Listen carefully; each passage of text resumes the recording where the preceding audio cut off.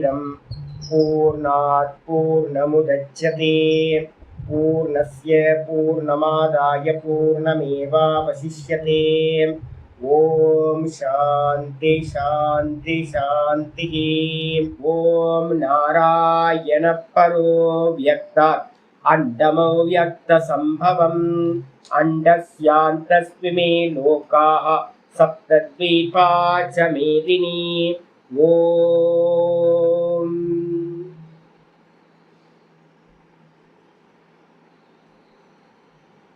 नारायण नारायण नारायण। நமஸ்காரம். நம்ம நேற்றோட என்ன பண்ணியிருக்கோம், பகவத்கீதையில 12வது சாப்டர் பக்தி யோகம் கம்ப்ளீட் பண்ணியிருக்கோம். ஒரு 2 கிளாஸ் நம்ம என்ன பண்ணுவோம், ஒரு சம்மரி மாதிரி பார்த்தீங்கன்னா பக்தி யோகத்தை பார்த்துட்டோம் அப்படின்னா 13வது சாப்டருக்குள்ளார பிரவேசம் பண்ணிடலாம். இந்த 12வது சாப்டர் பக்தி யோகம்னு பேர் வச்சிருக்கு. இதை நம்ம என்ன சொல்றோம் அப்படின்னா சந்தி ஸ்தானம் அப்படின்னு சொல்றோம். சந்தி அத்தியாயம். சந்தி அப்படின்னா என்ன அர்த்தம், கடந்து போன 11 அத்தியாயங்களை பிரிச்சு எடுத்து இனி வரக்கூடிய 13ஆவதுல இருந்து 18வது வரைக்கும் இருக்கிற அத்தியாயங்களை செப்பரேட் பண்ணி ரெண்டுத்தையும் பத்தி ஒரே அத்தியாயத்துல பேச போகுது. இது வரைக்கும் நம்ம என்ன பார்த்துருக்கோம் அப்படின்னா சகுனத்தை தான் பார்த்துருக்கோம். சகுன ஈஸ்வரனிடத்துல பார்த்தீங்கன்னா பக்தி கொண்டு அவனுக்காக கர்மயோகத்தை பண்றது, அதுதான் முதல் 6 அத்தியாயத்துல சொல்லப்பட்டது. அப்புறம் 2வது 6 அத்தியாயத்துல பார்த்தீங்கன்னா உபாசனை, அந்த ஈஸ்வரன் இடத்துல பார்த்தீங்கன்னா கண்ணமுடி உட்கார்ந்து உபாசிக்கிறது. அப்ப அந்த ரெண்டும் பார்த்தீங்கன்னா கர்மம் உபாசனை, இந்த ரெண்டுத்தையும் ஒன்னா சேர்த்தோம் அப்படின்னா பக்தின்னு பேரு. கர்ம உபாசனை, ஈஸ்வரனுக்காக கர்மம் பண்றது ஸ்தூலம், அதே ஈஸ்வரனை மனசுல உட்கார்ந்து சிந்தனை பண்றது, அவனை தியானிக்கிறது சூக்ஷ்மம், உபாசனை அப்படின்னு பேரு. இந்த ரெண்டும் தான் பார்த்தீங்கன்னா முதல் 11 அத்தியாயத்தில் நம்ம பார்த்துருக்கோம். இந்த 12வது அத்தியாயம் அப்போ எதை பத்தி பேசுது அப்படின்னு கேட்டீங்கன்னா இனி வரக்கூடிய நிர்குணத்தை பத்தியும் பேச போகுது. நிர்குண உபாசனை. நிர்குண உபாசனைன்னு என்ன அர்த்தம், நாம ரூப குணங்கள் இல்லாத ஒரு விஷயத்தை நம்ம பிரம்ம தத்துவத்தை ஆத்ம தத்துவத்தை மெடிடேட் பண்ணணும், தியானம் பண்ணணும். அதுக்கு பேர் நிர்குண உபாசனைன்னு பேர். இப்ப இந்த ரெண்டுத்தை பத்தியும் பாத்தீங்கன்னா பிரிவு எடுத்துக்கணும். 2 பிரிவா நம்ம எடுத்துக்கணும். 20 ஸ்லோகங்களை பிரிச்சுக்கணும். முதல் ஸ்லோகம் பீஜம். இந்த அத்தியாயத்துக்கான பீஜம் முதல் ஸ்லோகத்துல சொல்லப்பட்டிருக்கு. அர்ஜுனன் கேள்வி கேட்கிறான், அந்த கேள்விதான் பாத்தீங்கன்னா பீஜமா எடுத்துக்கணும். அதுக்கப்புறம் சகுன பக்தி அப்படின்னு ஒரு டாபிக்ல வச்சுக்கிட்டீங்க அப்படின்னா 2, 6, 7, 8, 9, 10, 11 7 ஸ்லோகங்கள். 2வது ஸ்லோகம், அதுக்கப்புறம் 6, 7, 8, 9, 10, 11 6, 7, 8, 9, 10, 11 2வது ஸ்லோகம். இது எல்லாம் சகுன பக்திக்குள்ளார வந்துருது. 7 ஸ்லோகங்கள் பாத்தீங்கன்னா சுவாமி பாத்தீங்கன்னா 7 ஸ்லோகங்களால பக்தி யோகத்தை, சகுன பக்தி யோகத்தை சொல்றாரு. அதுக்கப்புறம் 12ல ஆரம்பிச்சு பாத்தீங்க அப்படின்னா 12ல இருந்து 3 எடுத்துங்க. நிர்குண பக்திக்கு பாத்தீங்கன்னா 3, 4, 5 3 ஸ்லோகங்கள் நடுவில் போடுறாரு. 3, 4, 5 அதுக்கப்புறம் 12 12ல இருந்து பாத்தீங்கன்னா 20 வரைக்கும் நிர்குண பக்தியை பாத்தீங்கன்னா சொல்றாரு. இதுல 12வது ஸ்லோகம் பாத்தீங்கன்னா அதுலயும் ஒரு சந்தி, சகுனத்துக்கும் நிர்குணத்துக்கும் ஒரு சந்தியா என்ன பண்ணணும், 12வது ஸ்லோகத்தை வச்சுக்கணும். அப்போ நிர்குண பக்தி அப்படின்னு எடுத்துக்கிட்டீங்கன்னா 3, 4, 5 அதுக்கப்புறம் 13ல இருந்து 20வது ஸ்லோகம் வரைக்கும் இருக்கிற 8 ஸ்லோகங்கள். அப்போ மொத்தம் பாத்தீங்கன்னா 11 ஸ்லோகங்கள் நிர்குண பக்திக்காக சொல்லப்பட்டிருக்கு. அப்ப பாருங்க, இந்த அத்தியாயம் பேரு பக்தி யோகம்னு பேரு. ஆனா பக்தி யோகத்துல பாத்தீங்கன்னா சகுனத்துக்கு 7 ஸ்லோகங்கள் தான் சொல்லியிருக்க. நிர்குணத்துக்கு பாத்தீங்கன்னா 11 ஸ்லோகங்களை பாத்தீங்கன்னா பகவான் கொடுத்திருக்க. இனி நம்ம 13வது சாப்டர்ல என்ன பண்ண போறோமோ அதுக்கான ஏற்பாடை ஆச்சரியர் பண்ண ஆரம்பிச்சிருக்க கிருஷ்ண பரமாத்மா. இதுல முதல் கேள்வி பாத்தீங்கன்னா எங்க இருந்து ஆரம்பிக்குது அப்படின்னு கேட்டீங்கன்னா அர்ஜுனனுக்கு ஒரு கேள்வி வருது. இது வரைக்கும் நம்ம 7வது அத்தியாயத்திலிருந்து எதை பார்த்துருக்கோம், 7, 8 பாத்தீங்கன்னா ஹிரண்ய கர்ப்பனை பத்தி பார்த்தோம். சூத்திராத்மான்னு பேரு. அந்த சூத்திராத்மாவை பத்தி பேசும்போது என்ன பண்ணுச்சு அப்படின்னு கேட்டீங்கன்னா, ஓமித் ஏகாட்சரம் பிரம்ம வியாகரன் மாமனுஸ்மரன் எப்ரயாதி தஜந்தேகம் சயாதி பரமாம் கதிம் அப்படின்னு 8வது அத்தியாயத்துல கிரமமுக்தி சாதனமா ஓங்காரத்தை உபாசிக்கிறத பத்தி பாத்தீங்கன்னா சொல்லிச்சு. அப்ப ஹிரண்ய கர்ப்ப உபாசனை பாத்தீங்கன்னா 7, 8 2 அத்தியாயத்துல சொல்லப்பட்டது. ஓங்கார உபாசனையா சொல்லியாச்சு. அதுக்கப்புறம் 9, 10 பாத்தீங்க அப்படின்னா பக்தியை சொல்லும் போது பாத்தீங்கன்னா ஈஸ்வர தத்துவத்தை அவ்யக்தத்தோடு கூடியிருக்கிற மாயா உபாதியோடு சேர்ந்திருக்கிற ஈஸ்வரனை பத்தின விஷயங்களை சொல்லிட்டு, அதுலயும் பாத்தீங்கன்னா உத்தம அதிகாரிக்கான இது உபாசனா பாத்தீங்கன்னா நிர்குணத்தை கொண்டு வந்தார், அகமாத்மா குணாகேஷக அப்படின்னு. அதுக்கப்புறம் மத்தியம அதிகாரிகளுக்கு என்ன பண்றாரு அப்படின்னு கேட்டீங்கன்னா, பகவானை எப்படிலாம் சிந்தனை பண்ணணும் அப்படின்னு விபூதி யோகத்துல பாத்தீங்கன்னா ரொம்ப எலாபரேட்டா பாத்தீங்கன்னா பகவானை தியானம் பண்றதை பத்தி சொன்னார். இதுக்கப்புறம் 11வது அத்தியாயத்துல என்ன பண்ணிருக்கு அப்படின்னா விஸ்வரூபம் விராட்டு, அதை பத்தி பாத்தீங்கன்னா எப்படி விராட்ட தியானம் பண்றது அப்படின்னு. அப்ப 3 விஷயங்கள் சொல்லியிருக்கு. 7, 8 ஹிரண்ய கர்ப்ப உபாசனை ஓங்கார உபாசனை, 9, 10 பாத்தீங்க அப்படின்னா ஈஸ்வரனை எப்படி பாவிக்கிறதுன்னு விபூதிகள், பார்க்கறது எல்லாத்தையும் பாத்தீங்கன்னா பகவானோட விபூதியா தியானம் பண்றது. அதுக்கப்புறம் பாத்தீங்கன்னா 11வது அத்தியாயம் இந்த மொத்த பிரபஞ்சத்தையே என்ன பண்றது விராட் ரூபமா பகவானோட ஸ்தூல தேகமா வச்சுக்கிட்டு விராட் உபாசனை பண்றது. உபாசனைய பண்றது எல்லாமே பாத்தீங்கன்னா என்னன்னு கேட்டீங்கன்னா ஓங்காரத்தை தியானம் பண்றது. அதே மாதிரி பாத்தீங்கன்னா 9, 10 இருக்கிற விஷயங்களை விபூதிகளை தியானம் பண்றது. அதுக்கப்புறம் விஸ்வரூபத்தை தியானம் பண்றது.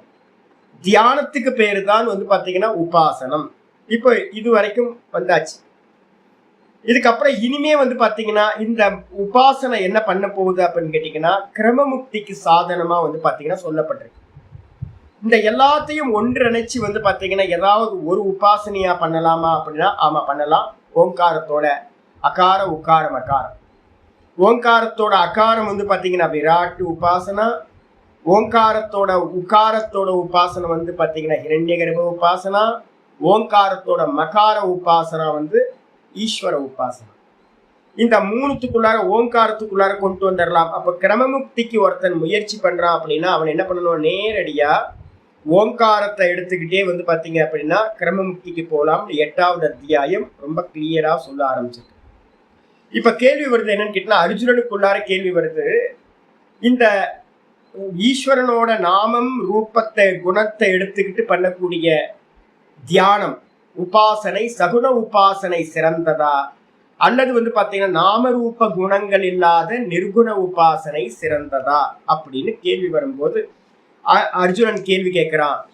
என்ன கேள்வி கேட்கிறான்? முதல் ஸ்லோகம் 12வது அத்தியாயத்துல ஏவம் சதத யுக்தாயே பக்தாஸ்துவாம் பரியுபாசதே ஏ சாப்யக்ஷரம் அவ்யக்தம் தேஷாம் கே யோகவித்தமாக.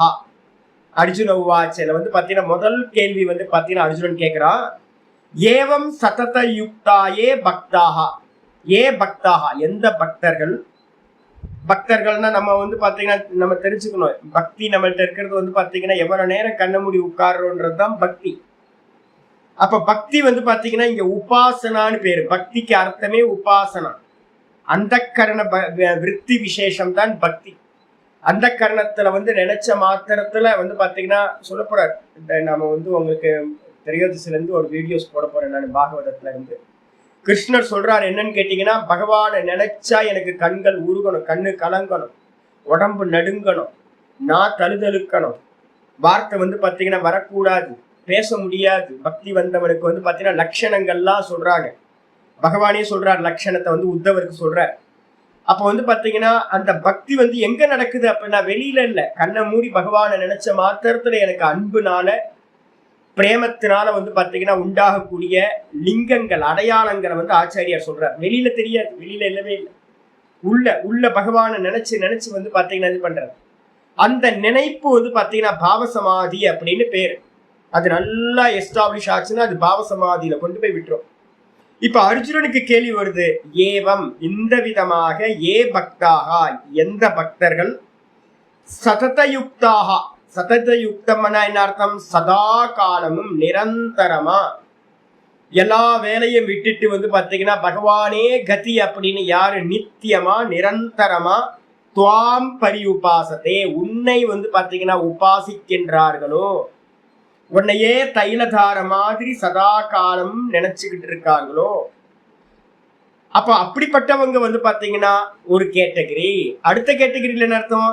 ஏச்ச மேலும் எவர்கள் குருநாதர் மூலமா வந்து பாத்தீங்கன்னா நல்லா சிரவணத்தையும் மனனத்தையும் பண்ணி நிதித்தியாசனத்துல இருந்துகிட்டு அக்ஷரம் அவ்யக்தம் உபாசத்தேன்னு போட்டுக்கணும். எவர்கள் அக்ஷரம் பிரம்மம்னு சொல்லக்கூடிய வெளிப்படாத நாம ரூப குணங்களாக வெளிப்படாத அந்த ஆத்ம தத்துவத்தை பிரம்ம தத்துவத்தை வந்து பாத்தீங்கன்னா உபாசிக்கின்றார்களோ, பரி உபாசத்தே அவங்களையும் சதத்த யுக்தான்னு போட்டுக்கணும்.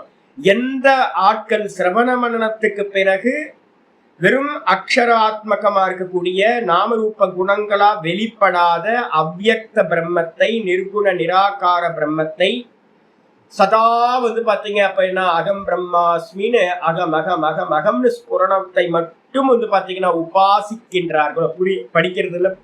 படிக்கிறது சிரவணம், சிந்தனை பண்றதுக்கு பேரு மனனம். இங்க கேள்வி வந்து பாத்தீங்கன்னா படிக்கிறவனை பத்தி பேச்சு இல்லை. அதே மாதிரி வந்து பாத்தீங்கன்னா மனனம் பண்ணிக்கிட்டு கம்பேர் ஸ்டடிஸை வச்சுக்கிட்டு புக்கை வச்சுக்கிட்டு வந்து பாத்தீங்கன்னா இது பண்றவங்க இல்லை.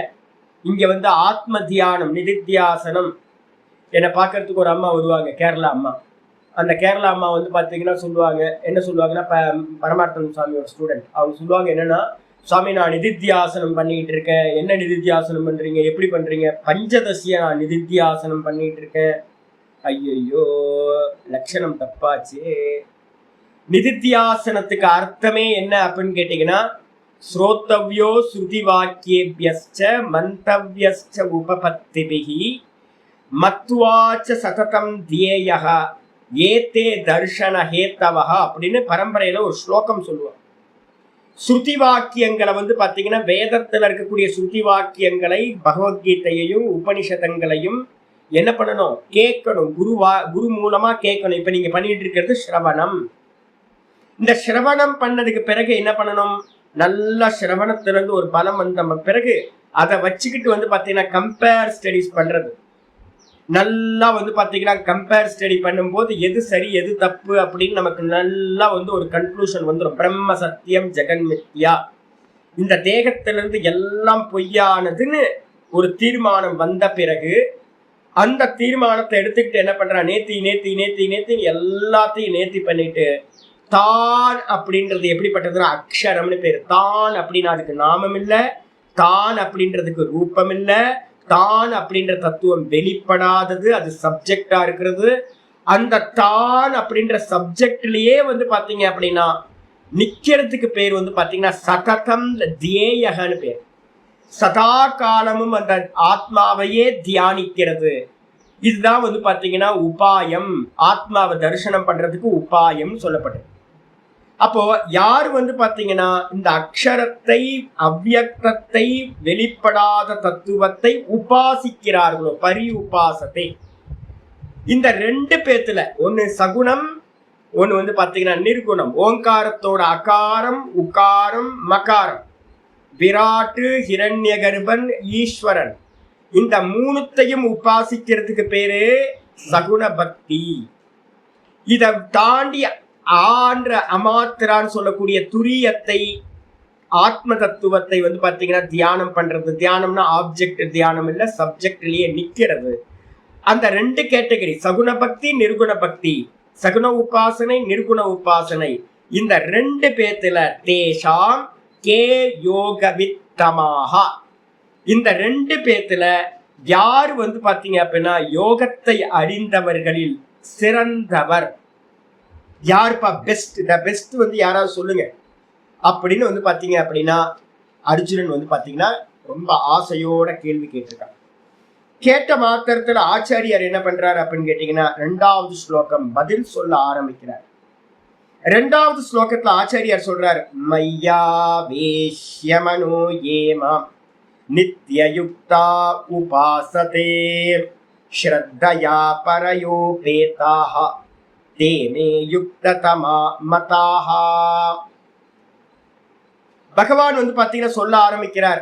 எவர்கள் வந்து பாத்தீங்கன்னா மயி மையாவேஷ்ய பிரிச்சோம் அப்படின்னா மயி ஆவேஷ்ய, என்னிடத்தில் வந்து பாத்தீங்கன்னா எவர்களுடைய மனதானது ஆவேசத்தை அடைந்ததோ. ஆவேசம்னா என்ன அர்த்தம்? நம்ம பண்ற பக்திக்கு ஆவேசம் பேர் இல்ல சாமி, நமக்கு வருது. எவ்வளவு நேரத்துல வருது அப்படின்னா க்ஷண நேரம் வந்து வந்து போகுது பக்தி. நம்ம வந்து பாத்தீங்கன்னா ஃபுல்லா ஆட்கொண்டதா நடக்குதா அப்படின்னா இல்ல. பக்தர்கள் சொல்லுவாங்க, பகவானே என்னை தடுத்து ஆட்கொள் அப்படின்னு. பகவான் என்ன பண்றாருன்னா நல்ல பக்தனை வந்து தடுத்து ஆட்கொள்ளுதல் அப்படின்னா என்ன அர்த்தம்னு கேட்டீங்கன்னா, இந்த வெளி விஷயங்கள்ல போற மனசை வந்து பாத்தீங்கன்னா என்ன பண்றாரு பகவான், கட் பண்ணி டிஸ்கனெக்ட் பண்ணிட்டு தன்மயமா வந்து பாத்தீங்கன்னா தன் சிந்தனையிலேயே பக்தனை இருக்க வைக்கிறார். இதுக்கு பேரு தடுத்தாட்கொள்ளுதல்னு பேரு. வேற சிந்தனையே இல்லாம போறது. பேய் பிடிச்ச மாதிரி வந்து பாத்தீங்க அப்படின்னா இவனுக்குள்ளார என்ன பிடிச்சிச்சு? சாமி பிடிச்சிக்கிச்சு. சாமியோட சிந்தனை மையமா வந்து பாத்தீங்கன்னா ஆவேசத்தை அடைந்தவன். பேய் பிடிச்சவ மாதிரி சாமி பிடிச்சிக்கிச்சு இவனை. எவனுடைய மனதில் வந்து பாத்தீங்கன்னா என்னிடத்தில் மனம் பிரவேசத்தை அடைந்ததோ, கூட என்னது நித்தியயுக்தோ நித்தியயுக்தாக உபாசத்தை, எந்த பக்தர்கள் சதா காலமும் வந்து பாத்தீங்கன்னா உபாசனையை என்னையே உபாசிக்கிறார்களோ. எப்படி உபாசிக்கிறார்கள்? சிரத்தையா பரையா, ரொம்ப சிரத்தையோடு இவன் தான் எனக்கு கதி அப்படின்னு வந்து பாத்தீங்கன்னா மேலான லட்சியமா வச்சுக்கிட்டு ரொம்ப வந்து பாத்தீங்கன்னா திருட நிச்சயத்தோட எவர்கள் வந்து பாத்தீங்கன்னா உபாசிக்கிறார்களோ தே அவர்கள் மே யுக்ததமா மதாஹா, அவர்கள் தான் மிகவும் யோகத்தை அறிந்தவர்களில் மிகவும் சிறந்தவர்கள் என்பது என்னுடைய அபிப்பிராயம். அப்ப பகவான் வந்து ஒரு கிளியர் விஷன் கொடுத்துட்டார். யாரெல்லாம் உபாசிக்கிறாங்களோ அவங்கள வந்து பாத்தீங்கன்னா பெஸ்ட் எது அப்படின்னா சகுன உபாசகர்கள் தான் த பெஸ்ட். அப்ப ஆழ்வார்கள் நாயன்மார்கள் எல்லாத்தையும் பெரியவங்க எல்லாத்தையும் என்ன பண்ணிக்கணும்? அவங்க தான் பெஸ்ட் எடுத்துக்கணும். எடுத்ததுக்கு பிறகு வந்து பாத்தீங்கன்னா இப்ப கேள்வி வந்துச்சு என்ன அப்படின்னா, உபாசனைனா என்ன சுவாமி அப்படின்னு யாராவது கேள்வி கேட்பாங்கல்ல. நம்ம ஆட்கள் வந்து பாத்தீங்கன்னா நிதித்தியாசனத்துக்கு அர்த்தமே புக்க சிந்தனை வச்சுக்கிட்டு புக்கையும் சப்தங்களை உருட்டுறத வந்து பாத்தீங்கன்னா பேசிட்டு இருக்காங்க. ஆச்சாரியர் வந்து பாத்தீங்கன்னா அதை சொல்லலைங்க. அதனாலதான் ஆச்சாரியார் இது மாதிரி பண்ணுவாங்க. பின்னாடி வரவங்க என்ன பண்ணுவாங்க, படிச்சு புரிஞ்சு அந்த சப்தத்தையே வந்து பாத்தீங்கன்னா உருட்டிட்டு இருந்தா போதும் அப்படின்னு நினைக்கிறாங்க. நேற்று ஒரு பொண்ணு சொன்னல, அந்த பொண்ணு நல்லா வந்து பாத்தீங்கன்னா கீதா சொல்லும், பாகவதம் சொல்லும், ரொம்ப ஸ்மார்ட், ஏதோ பூர்வ ஜென்ம புண்ணியம். அப்படியே இப்ப கையல் இருக்கு பாத்தீங்களா, கையல் சின்ன பொண்ணு, அது வந்து பாடம் கேட்டுட்டு இருக்கு. இது ஃபியூச்சர்ல என்ன ஆகும் யோசிச்சு பார்த்தா எனக்கு அடுத்த ஜென்மம் வந்து பாத்தீங்கன்னா என்ன ஆகுன்னு அந்த பொண்ணு மாதிரி வரும்போதே கிளாரிட்டியோட வந்துடும். ஆனா எங்கேயோ ஒரு மிஸ்டேக் பண்றாங்க. நேற்று ஒரு பாடம் கேட்கும் போது அந்த பொண்ணு சொல்லுது என்னன்னு கேட்டீங்கன்னா, கலியுகத்துல வந்து பாத்தீங்க அப்படின்னா நம்ம இருக்கோம், கலியுகத்துல வந்து நாம ஜபம் பண்ணா போதும், பாகவதத்தை கேட்டா போதும், பகவத்கீதை கேட்டா போதும், அதை வந்து ப்ரீச் பண்ணா போதும், மலையில போய் காட்டுல போய் உட்காரணும்னு அவசியம் இல்லை, அதெல்லாம் போன யுகங்கள்ல நடந்தது. இப்ப இந்த யுகத்துக்கு வந்து பாத்தீங்கன்னா இதெல்லாம் தேவையில்லை அப்படின்னு சொல்லுது.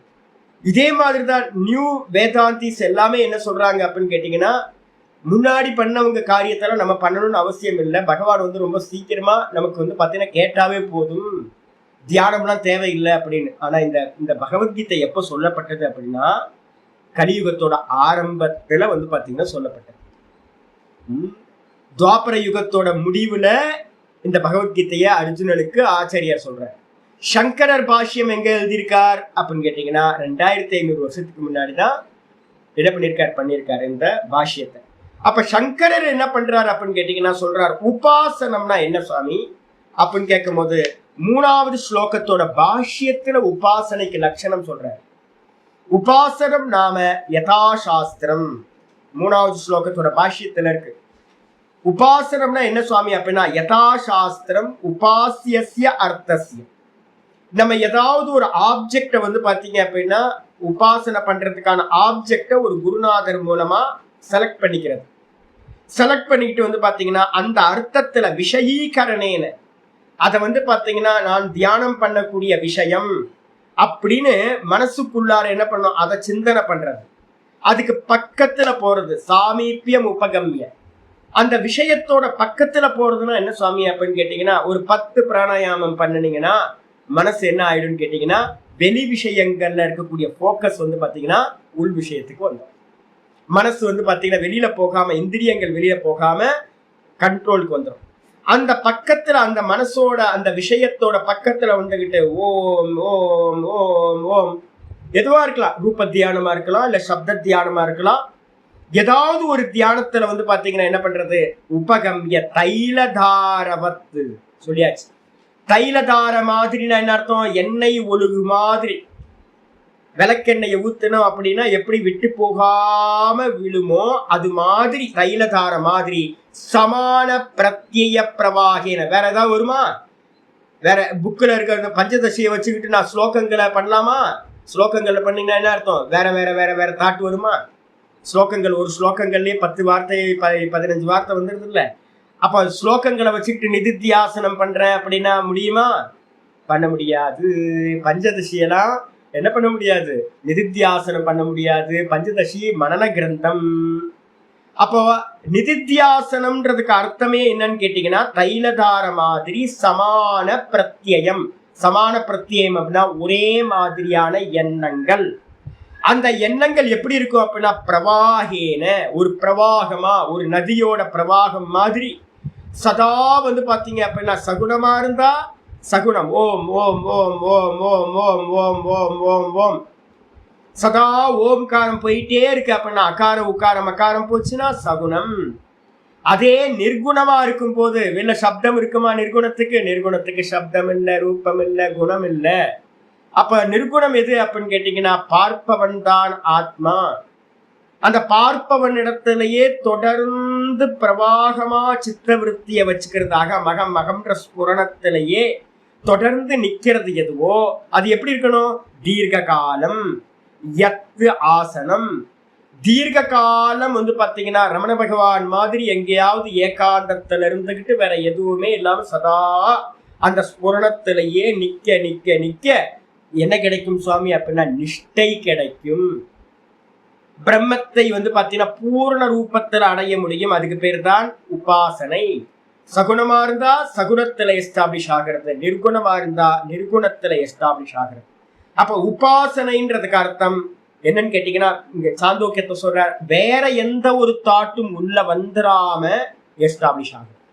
அப்ப 24x7 எல்லாமே வந்து பாத்தீங்கன்னா ஒரே விருத்தி பிரவாகம் போச்சுன்னா நீங்க அந்த விஷயத்துல வந்து அச்சீவ் பண்ணியாச்சுன்னு அர்த்தம். இதுக்கு பேர் தான் உபாசனை அப்படின்னு பேர். அப்ப ஆச்சாரியர் 2வது ஸ்லோகத்துல சொல்றது என்னதுன்னா சகுண பக்திய சொன்னார். எவர்கள் சதா சகுணத்திலேயே வந்து புத்தியை வச்சிருக்காங்களோ உபாசிக்கிறார்களோ அவர்கள் தான் த பெஸ்ட் அப்படின்னு சொல்லியாச்சு. அதுக்கு அடுத்தது வந்து பாத்தீங்க அப்படின்னா 2க்கு அப்புறம் நம்ம என்ன பண்ண போறோம் அப்படின்னா, நான் சகுணமா முடிச்சிடுறேன். நாளைக்கு வந்து பாத்தீங்கன்னா நிர்குணமா போவோம். 1 பீஜம் ஸ்லோகம், அர்ஜுனனோட கேள்வி, இந்த அத்தியாயத்துக்கான பீஜம். 2வது பார்த்துட்டோம், பகவான் பதில் சொன்னார். த பெஸ்ட் யாரு அப்படின்னா கண்ணை மூடிக்கிட்டு வந்து பாத்தீங்கன்னா சொல்லுங்க, யாரெல்லாம் கண்ணை மூடி தியானம் பண்றாங்களோ ஈஸ்வரனை, அவங்கதான் இந்த சொசைட்டில பெரிய ஆட்கள், எக்ஸலண்டான ஆட்கள். ரொம்ப பக்தன் வந்து பாத்தீங்கன்னா உத்தம பக்தன் வந்து பாத்தீங்கன்னா சகுணத்தை தியானம் செய்பவன் உத்தமமானவன். பூஜை பண்றவங்கல்ல என்கிட்ட நிறைய பேர் வந்து பாத்தீங்கன்னா சிவ உபாசனை பண்றேன், சக்தி உபாசனை பண்றேன்னு நிறைய பேர் சொல்றாங்க. ஆனா வந்து பாத்தீங்கன்னா எல்லாம் பகிர்முகமா இருந்துகிட்டு இருக்காங்க, பூஜை பண்ணிட்டு இருக்காங்க, ஹோமம் பண்றாங்க. பூஜைகளும் ஹோமங்களும் கர்மத்துக்குள்ளார வந்துருது, புண்ணிய கர்மாக்குள்ளார வந்துடும். தியானம்ன்றதுக்கு அர்த்தம் அதான் இப்ப நான் சொல்லிட்டு இருக்கேன். தியானம்னா என்னது, மனசுக்குள்ளார தைலதார மாதிரி எண்ணத்தை வச்சுக்கிறதுக்கு பேர் தியானம். அந்த தியானம் தான் உபாசனை. அப்ப உபாசனை வெளிமுகமா நடக்குமா? வெளிமுகமா நடக்காது. மனசுல எடுத்துக்கணும், வெளியில பண்றதெல்லாம் கர்மம். வாக்குல ஸ்தோத்திரம் சொல்றதெல்லாம் வாக்குல பண்ற கர்மம். தேகத்துல பண்றதெல்லாம் வந்து பாத்தீங்கன்னா தேகத்தினால பண்ற காய்க கர்மம். காய்கம் வாச்சகம், இந்த 2ம் கர்மால வந்துடும். எது மனசுனால மானசமாக செய்யப்படுதோ அதுக்கு பேரு தான் தியானம். அப்போ இங்க கேட்டகிரி பண்றதே வந்து ஆச்சாரியார் என்ன பண்றார், சகுண தியானம் பண்றவன் தான் த பெஸ்ட்னு சொல்லியாச்சு. இதுக்கப்புறம் என்ன பண்ண போறோம், 6க்கு வந்துருங்க. அதுக்கப்புறம் 3, 4, 5 3 ஸ்லோகங்கள் வந்து பாத்தீங்க அப்படின்னா நிர்குணத்துக்கு வச்சுட்டார். அப்ப நம்ம ஜம்ப் பண்றோம், 2ல இருந்து 6வது ஸ்லோகத்துக்கு ஜம்ப் பண்றோம். 6வது ஸ்லோகத்துல ஆச்சாரியர் சொல்றாரு, ஏது சர்வாணி கர்மாணி மகி சந்யஸ்ய மத்பராஹா அனன்யேனைவ யோகேன மாம் தியாயந்த உபாசதே. ஏது சர்வாணி கர்மாணி, கண்டிஷனை வச்சுங்க. யாரெல்லாம் உபாசனை, யாராவது உங்கள்கிட்ட வந்து சொல்லுவாங்க இனிமே, இப்ப நம்ம என்ன பண்ணணும், நம்ம சித்தாந்தம் படிக்கிறோம். இந்த சித்தாந்தம் படிக்கிறதோட ஸ்பெஷலே என்ன அப்படின்னு கேட்டீங்கன்னா, உங்களுக்கு நம்ம கிளியர் பண்ணிக்கணும். நம்ம தப்பான பதிவுகள்லாம் உள்ள இருக்கும். நம்ம சுத்தி இருக்கிறவங்களாம் நிறைய திணிச்சு வச்சிருப்பாங்க. அப்ப அதெல்லாத்தையும் கிளியர் பண்ணிக்கணும். சங்கர பாஷ்யத்தை வச்சும் கீதையை வச்சும் கிளியர் பண்ணிக்கணும். அதான் சிரவணத்தோட முக்கியமான தாற்பயம். இப்ப ஆச்சாரியார் என்ன சொல்றாரு அப்படின்னா, ஒருத்தன் கண்ணை மூடி சகுனத்தை தியானம் பண்ணணும். சகுன உபாசகன் அவன் முதல்ல என்ன பண்ணணும், ஏத்து சர்வாணி கருமானி. அவன் முதல்ல வந்து பாத்தீங்கன்னா எல்லா கருமங்களையும் மயி சந்யஸ்ய, என்னிடத்துல வந்து பாத்தீங்கன்னா சமர்ப்பணம் பண்ணிட்டு, சந்நியாசம் பண்ணிட்டுன்னே சொல்ற, தியாகம் செய்து விட்டு. அப்ப என்ன அர்த்தம், காய்கம் வாச்சகம். நான் நேற்று ராமச்சந்திரன்ஜி சொல்லிட்டு இருந்தார், வேதத்தை வந்து அவர் ரெகுலரா வந்து பாத்தீங்கன்னா வேதத்தை சொல்றது, யஜுர்வேதத்தையும் சாம வேதத்தையும் சொல்லிட்டு இருக்காரு. நான் இப்போ வந்து பாத்தீங்கன்னா அவர்கிட்ட சொல்றேன், வேதத்தை கம்மி பண்ணுங்க, வேதத்தை பாராயணம் பண்றதை கம்மி பண்ணுங்க. ஐயோ, வேதத்தை யாராவது வெளியில கேட்டாங்க என்ன சொல்லுவாங்க, என்ன சாமி தப்பா கைட் பண்ற, வேதத்தை வந்து பாத்தீங்கன்னா சொல்லக்கூடாதுன்றாரு. ஏன் அப்படின்னு கேட்டீங்கன்னா, முமுட்சுக்கு சொல்லப்பட்டிருக்கு என்னன்னு கேட்டீங்கன்னா, ஸ்வாஹா ஸ்வதா வஷட்டு ஔஷட்டு அப்படின்னு வந்து பாத்தீங்கன்னா வேதத்துல இருக்கிற பூர்வ பாகங்கள் எல்லாமே வந்து பாத்தீங்கன்னா கர்ம பிரதானம். அப்ப கர்மத்தோடு கர்ம சம்பந்தியா இருக்கிற எல்லாத்தையும் விட்டுருங்க. அந்த பிளேஸ்ல எதை கொண்டுட்டு வாங்க அப்படின்னு கேட்டீங்கன்னா, உபனிஷத்து பாராயணத்தை வச்சுக்கோங்க. வேத பாராயணத்துக்கு பதிலா உபனிஷத்தை பாராயணம் பண்ணுங்க, கீதைய பாராயணம் பண்ணுங்க. அதுக்கப்புறம் கண்ணை மூடி உட்கார்ந்து வந்து பாத்தீங்க அப்படின்னா பூஜையை மெதுவா கம்மி பண்ணிக்கிட்டே வந்து அந்த பூஜையோட பிளேஸ்ல என்ன பண்ணுங்கன்னா ஜபத்தை அதிகப்படுத்திக்கிட்டே போங்க. இப்ப வந்து பாத்தீங்க அப்படின்னா 1000 காயத்ரி பண்ணுங்க அப்படின்னும் போது 1000 காயத்ரிக்கு ஒரு நாளைக்கு 3 மணி நேரம் வந்துடும். 1.5 மணி நேரம் சந்தியாவோட பண்ணீங்கன்னா 3 மணி நேரம் வந்துடும். முன்னாடி வந்து பாத்தீங்கன்னா 54 பண்ணிட்டு 27, 11 எல்லாம் பண்ணிட்டு முடிச்ச நேரத்துல இப்ப நம்ம என்ன பண்ணிருப்போம், உட்கார்ந்து 3 மணி நேரம் ஒரு நாளைக்கு காயத்ரிக்கு கொடுக்குறோம். அப்படின்னா கண்ணை மூடி ஜபிக்கிறோம் அப்படின்னா, வெளியில இல்ல உள்ளக்குள்ளார கண்ணை மூடி ஜபிக்கிறோம் அப்படின்னா அதுக்கு பேர் உபாசனா. காயத்ரிய உபாசிக்கிறது. மனசுல பண்றது வெளியில தெரியுமா, வெளில தெரியாது. வெளியில பண்றது கர்மா, உள்ள பண்றது உபாசனா. அப்ப நம்ம ஏதாவது தப்பு பண்ணிருக்கோமா அப்படின்னு கேட்டீங்கன்னா எந்த தப்பும் பண்ணல. பிருகதாரண்யத்துல ஒரு மந்திரம் இருக்கு, அந்தம் தம பிரவிசந்தி ஏ வித்யாம் உபாசத்தே அப்படின்னு ஒரு மந்திரம் இருக்கு. ஈஷாவாசியத்துல இருக்கிற மந்திரம் பிருகதாரண்யத்துல இருக்கு. எவர்கள் அஜ்ஞானத்தினால உண்டான கர்மத்தை உபாசிக்கிறார்களோ, எவர்கள் அஜ்ஞானத்தினாலதான் நம்ம கர்மம் பண்றோம், அந்த கர்மத்தை எவர்கள் வந்து பாத்தீங்கன்னா உபாசிக்கிறார்களோ அவர்கள் கருகும்னு இருக்கக்கூடிய அந்தகாரத்தில் பிரவேசிக்கிறார்கள், இருட்டில நுழைகிறார்கள் இறந்த பிறகு. இருட்டுனா என்ன சுவாமி அப்படின்னா சொர்க்கம் தான். சொர்க்கத்துல போய் வந்து பாத்தீங்கன்னா பிரவேசம் பண்ணுவீங்க. நல்லா வந்து பாத்தீங்கன்னா தாய்லாந்து மாதிரிதான் இருக்கும், வேற எதுவும் இல்லை. தாய்லாந்து என்ன இருக்குன்னு உங்களுக்கு தெரியல இல்ல. அப்ப என்ன லாஸ் வேகாஸ் எடுத்துங்க, அமெரிக்கா, அது மாதிரிதான். வெறும் ஆட்டம் பாட்டம். அப்ப என்ன அர்த்தம்னு கேட்டீங்கன்னா, அங்க வந்து பிரம்மத்தை நல்லா வேதத்தை அத்தியனம் பண்ணிட்டு அங்க போயிட்டு வந்து பாத்தீங்கன்னா இந்திரிய சுகங்களுக்கும் போகங்களுக்குமா போறது. அப்ப வந்து பாத்தீங்கன்னா மந்திரம் சொல்லுது என்னன்னு கேட்டீங்கன்னா, கருகும் இருட்டுல நுழைறாங்கப்பா அப்படின்னு. சங்கரர் பாஷ்யம் பண்ணும்போது சொல்றாரு என்னன்னு கேட்டீங்கன்னா, வேத பாராயணம் பண்றவங்கன்னு செதுக்குறாரு. வேத பாராயணம் பண்றவங்க, ஏன்னா வேத பாராயணம் எதுக்குள்ள வந்துருது, வாக்கு கருமம் தானே. அப்ப வந்து பாத்தீங்கன்னா என்ன சொல்லுது அப்படின்னு கேட்டீங்கன்னா, உபாசனைக்கு வந்துரு, சேஃப். கர்மத்தை காட்டிலும் உபாசனைக்கு வந்துட்டோம் அப்படின்னா அந்த உபாசனை வந்து பாத்தீங்க அப்படின்னா மானசம் கர்மம். வெளியில பண்ற கர்மத்தை, அதே கர்மத்தை உள்ள பண்ணு. வெளியில பண்ற பூஜையை 10 வருஷம் 15 வருஷம் பூஜை பண்ணிருக்கீங்களா, அதை அப்படியே உள்ளுக்குள்ளார பூஜை பண்ணுங்க, மாத்திக்கிங்க, அவ்வளவுதான். அதே ஈஸ்வரனை வந்து பாத்தீங்கன்னா வெளியில வச்சு அர்ச்சனை பண்ணிட்டு இருக்க அதே ஈஸ்வரனை கண்ணை மூடி வந்து பாத்தீங்கன்னா அவனோட ரூபத்தை வந்து மேல இருந்து கீழே வரைக்கும் நல்ல முறையில மெடிடேட் பண்ணுங்க, அதையே சிந்திங்க. அப்ப ஏதாவது பாப்பம் பண்ணிருக்கோமா, நான் எந்த பாப்பமும் பண்ணல, உள்ள வெளியில பண்ணத உள்ள பண்ண. அப்படி பண்ணும்போது அது கிரமமுக்திக்கு சாதனம் ஆயிடுது. அப்போ எங்கெல்லாம் நம்ம கர்மத்தை வந்து பாத்தீங்கன்னா கண்டனம் பண்றோமோ அதெல்லாம் எதுக்கு அப்படின்னா உத்தாரணத்துக்காக தான் கர்மத்தை கண்டனம் பண்றோம். கர்மம் கீழான பலனை கொடுக்கும். அதே நேரத்தில் உபாசனம் என்ன பண்ணும், இத கிரமமுக்தியை கொடுக்கும், ஈஸ்வரனோடு வாசம் பண்ற சாமர்த்தியத்தை அது கொடுக்கும். அப்ப ஆச்சாரியர் என்ன பண்றாருன்னா, ஏத்து சர்வாணி கருமாணி, எவர்கள் எல்லா கருமங்களையும் மயி சந்நிய என்னிடத்துல வந்து பாத்தீங்கன்னா சமர்ப்பணம் பண்ணிட்டு மத்பராக. ஆச்சாரியர் வந்து பாத்தீங்க அப்படின்னா ரமண பகவான்கிட்ட வந்து ஒருத்தர் வந்து இன்னைக்கு அம்மாவோட திதி இருக்கு அப்பாவோட திதி இருக்கு அப்படின்னு ஏதோ சொல்றாரு. ஓய் இதெல்லாம் விட்டு ஒழிக்க மாட்டியா அப்படின்னு கேட்கிறார். ஏன் அப்படின்னு கேட்டீங்கன்னா கர்மத்துக்கு வந்து பாத்தீங்கன்னா வருஷம் ஃபுல்லா கர்மங்க. இப்ப வரப்போகுது மாகாளி பட்சம் வரப்போதா, 15 நாள் படுத்தி எடுத்தோம்.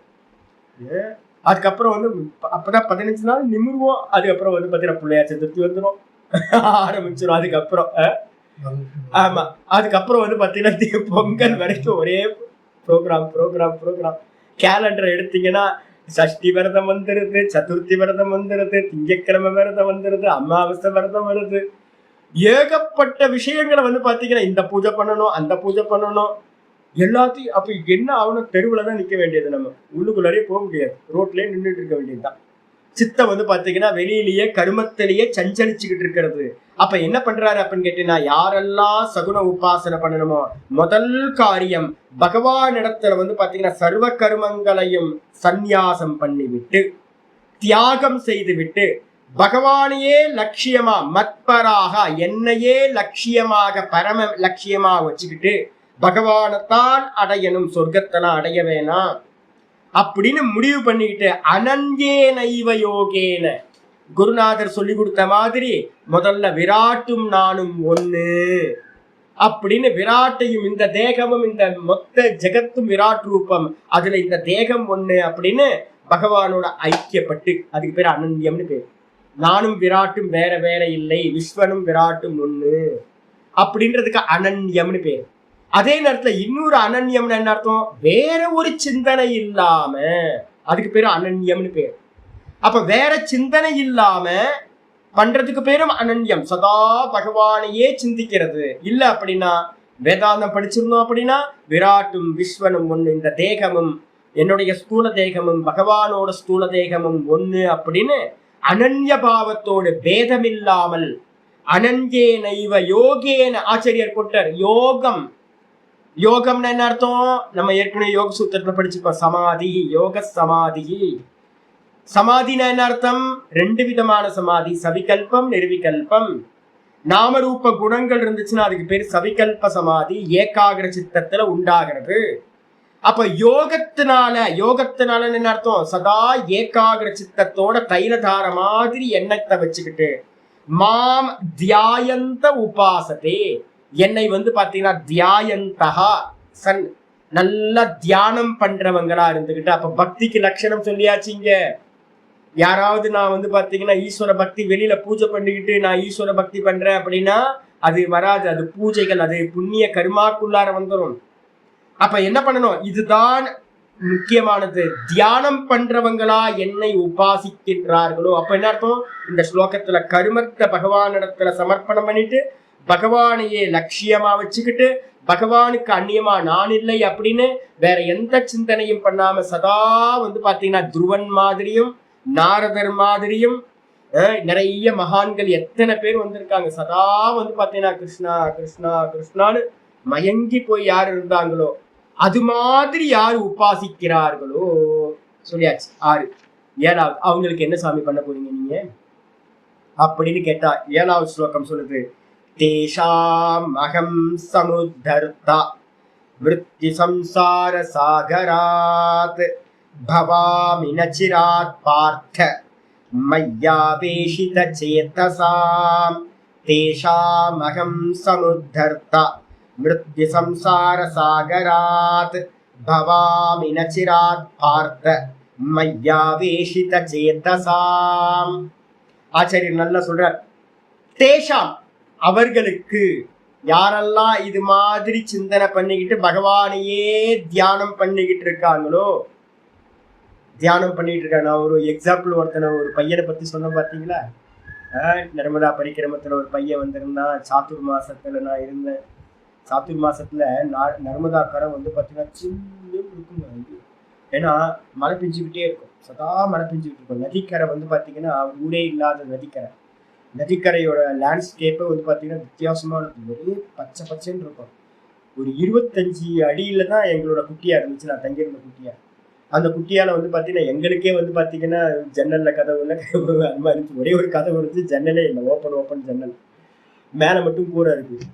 அப்போ நாங்கள் உள்ள படுத்திருக்கோம். அந்த பையன் வந்தான், வெள்ளை வேட்டி அழுக்கா இருக்கு, வைஷ்ணவ பையன்.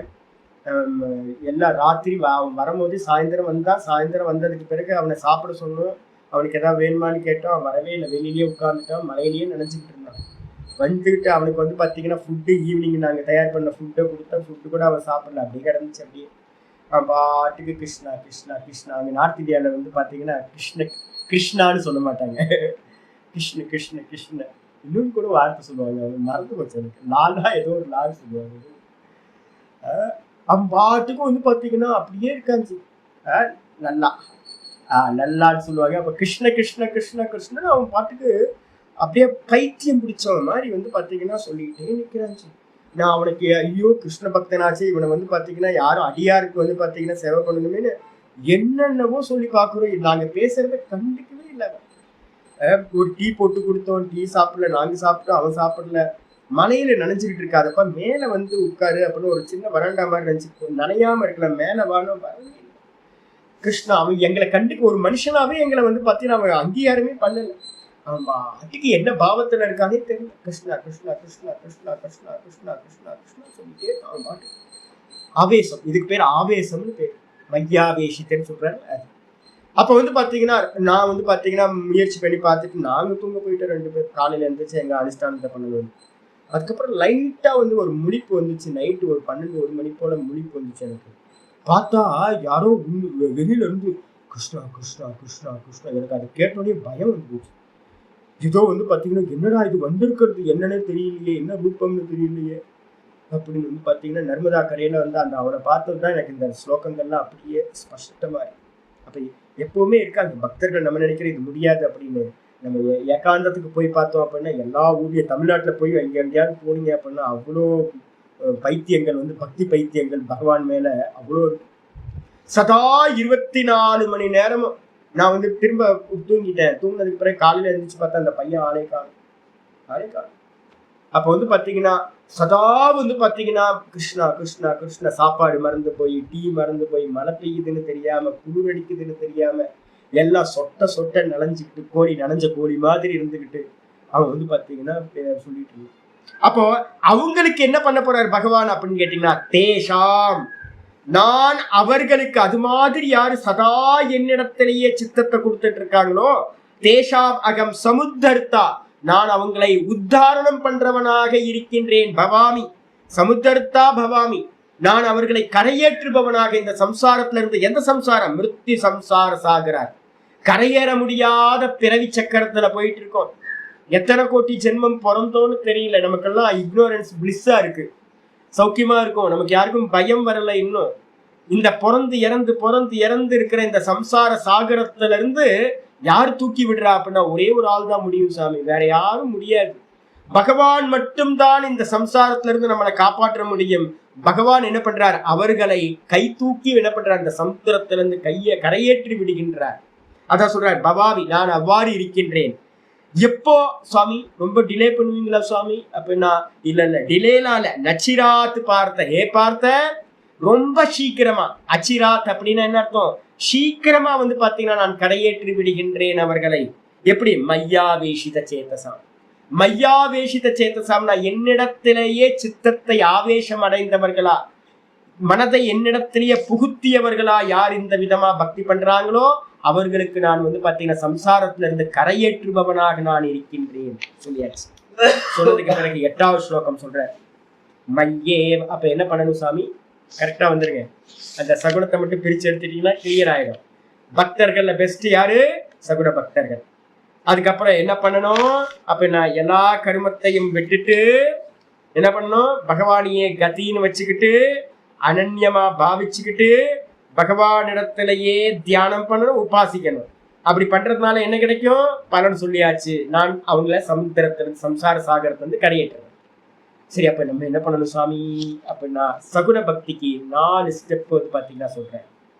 முதல் ஸ்டெப் 8வது ஸ்லோகத்துல சொல்ற, மய்யேவ மன ஆதத்ஸ்வ மயி புத்திம் நிவேஷய நிவசிஷ்யசி மய்யேவ அத ஊர்த்வம் ந சம்சயः.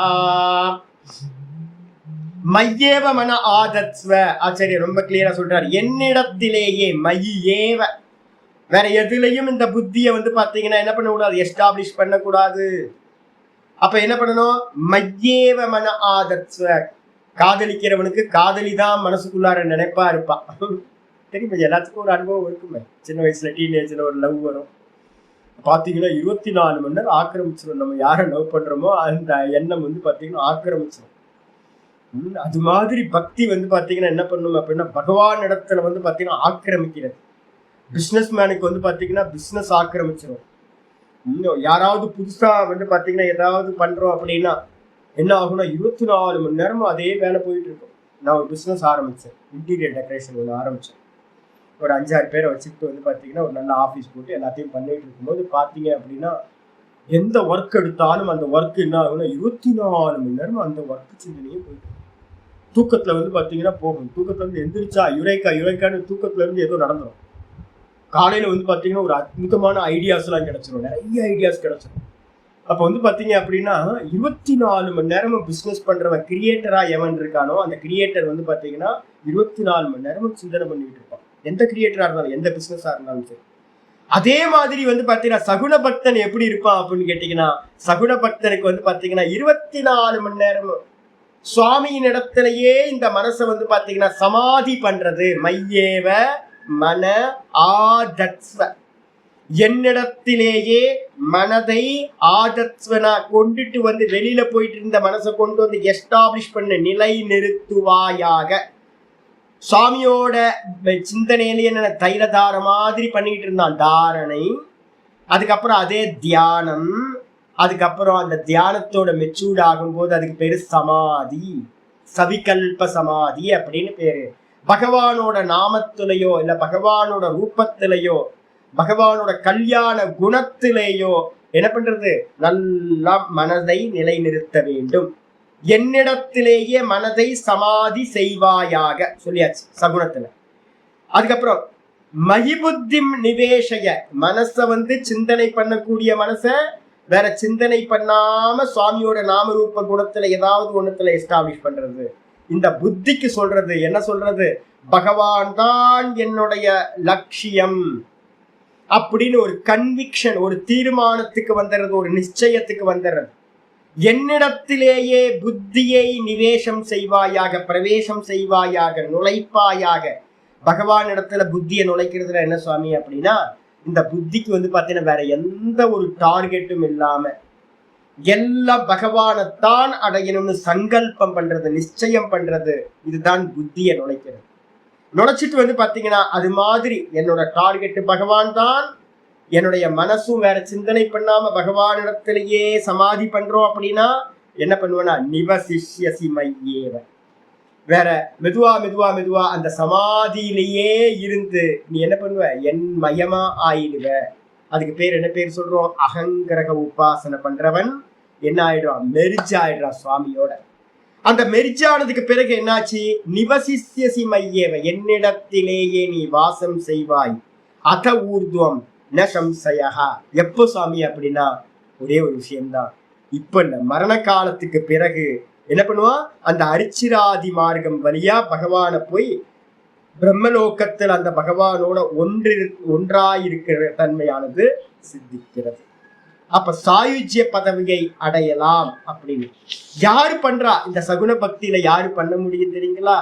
சகுன பக்தியில என்னன்னா பகவான் வேற, நான் வேற. பகவான் தான் இந்த சம்சாரத்துல இருந்து நம்மளை கரையேற்றவரா இருக்கார். துவைத்தம் இருக்கு, பகவான் இருக்கார், துவைத்தம் இருக்கு. சாயுஜ்ய பதவியில போனா கூட வந்து பாத்தீங்கன்னா அங்கேயும் கொஞ்சோண்டு துவைத்தம் இருக்கு. அங்க பகவான் என்ன பண்ணுவார்? அங்க உபதேசம் பண்ணுவார். பிரம்மசூத்திரத்துலலாம் நியமம் இருக்கு. சங்கர பாஷ்யத்துல ரொம்ப தெளிவா சங்கர பாஷ்யத்துல சொல்றார். பிரம்மசூத்திர பாஷ்யத்துல இங்க இருந்து வந்து பாத்தீங்கன்னா சாயுஜ்ய பதவியை அடைஞ்சவனுக்கு அங்கேயே பகவான் என்ன பண்றார், அனுகிரகம் பண்றார். நீ தான்ப்பா பிரம்மமா இருக்க, நீயும் நானும் வேற இல்லப்பான்னு சொல்லும் போது எப்படி நிழலையும் வெயிலையும் தனியா நமக்கு செப்பரேட்டா நல்லா தெரியும். உச்சி வெயில்ல நிக்கிறோம் மரத்தடியில, மரத்தடியில நின்னா மரத்தோட நிழல் நல்லா தெரியும், தனியா வெயிலும் தனியா தெரியுது. செப்பரேட்டா எப்படி தெரியுதோ அதே மாதிரி அந்த பிரம்மலோகத்துல பகவான் உபதேசம் பண்ண மாத்திரத்துல ஸ்பஷ்டமா தெரியும், நான் வேற, இந்த தேகாதிகள் வேற அப்படின்னு.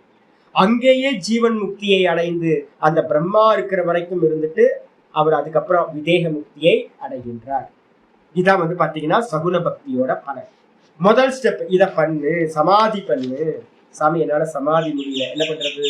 9வது ஸ்லோகம் சொல்லு. அத சித்தம் சமாதாத்தும் ந சக்னோஷி மயி ஸ்திரம் அப்யாச யோகேன ததஹ மாமிச்சாப்தும் தனஞ்சய. அத சித்தம் சமாதாத்தும். பாருங்க, போன இதுல ஸ்லோகத்துல மனசுன்னு போட்டிருக்கு, இந்த இடத்துல சித்தம்னு போட்டிருக்கு. நான் யோக சூத்திரத்துல நேற்று பேசிட்டு இருக்கும் போதே சொன்னேன். நான் மனசும் சித்தத்தையும் ரெண்டுத்தையும் என்ன பண்ணுவாங்க, ஒரே அர்த்தத்துல பயன்படுத்துவாங்க சாஸ்திரக்காரர்கள். இப்ப கிருஷ்ணரே என்ன பண்ணியிருக்கார், போன ஸ்லோகத்துல மனசுன்னு சொன்னார், இந்த இடத்துல சித்தம்னு சொல்றார். ரெண்டுத்துக்கும் மீனிங் ஒரே மீனிங் இருக்கிறது. சித்தம்ன்றது வந்து மெமரி உள்ளது, மனசுன்றது சிந்தனை பண்றது. இந்த ரெண்டுத்தையும் ஒன்னாக்கி தான் பண்ணுவோம். நாங்க என்ன பண்ணுவோம் அப்படின்னா மனசையும் சித்தத்தையும் ஒன்னாக்கிடுவோம். அதே மாதிரி புத்தியையும் அகங்காரத்தையும் என்ன பண்ணுவோம், ஒன்னாக்கிடுவோம்.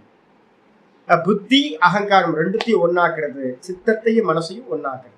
அப்ப சித்தன்ற இடத்துல மனசுன்னு போடலாம், மனசுன்ற இடத்துல சித்தம்னு போட்டுப்பாங்க. அப்ப ஆச்சாரியர் சொல்றாரு கிருஷ்ணர், அத பிறகு என்னால 100 கிலோ தூக்க முடியல, அப்ப 75 கிலோ தூக்கு.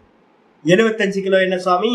அப்ப நான் சமாதி அடையறதுக்கு சித்தம் ந சக்னோசி சமாதாத்தும் மயி ஸ்திரம், என்னிடத்தில் சித்தத்தை மனதை ஸ்திரமாக திடமாக அசையாமல் சமாதாத்தும் சமாதானம் செய்வதற்கு, சமாதியை அடைவதற்கு உன்னால ந சக்னோசி உன்னால் முடியவில்லை என்றால், எதிச்சேத் நீ வந்து பாத்தீங்கன்னா என்னிடத்துல சகுனத்துல சமாதி பண்ண முடியல அப்படின்னா என்ன பண்ண அப்படின்னா அந்த சமாதி பண்றதுக்கான பிராக்டிஸ் அபியாசத்தை செய்வாயாக.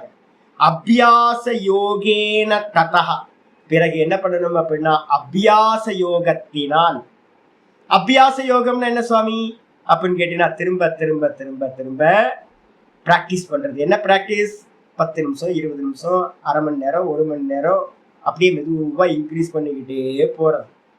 நான் தான் சொல்லிக்கிட்டே இருக்கேன், 300 ஜபம் பண்ண ஆரம்பிச்சிங்களா ஒரு வேலைக்கு, ராமச்சந்திரன் ஜிட்டு சொல்லிட்டு இருக்கேன். 300 ஜபமா அதெல்லாம் பத்தாது. நாங்களாம் என்ன பண்ணுவோம் அப்படின்னு கேட்டிங்கன்னா 300 400 500 600 700 இன்க்ரீஸ் பண்ணிக்கிட்டே போவோம்.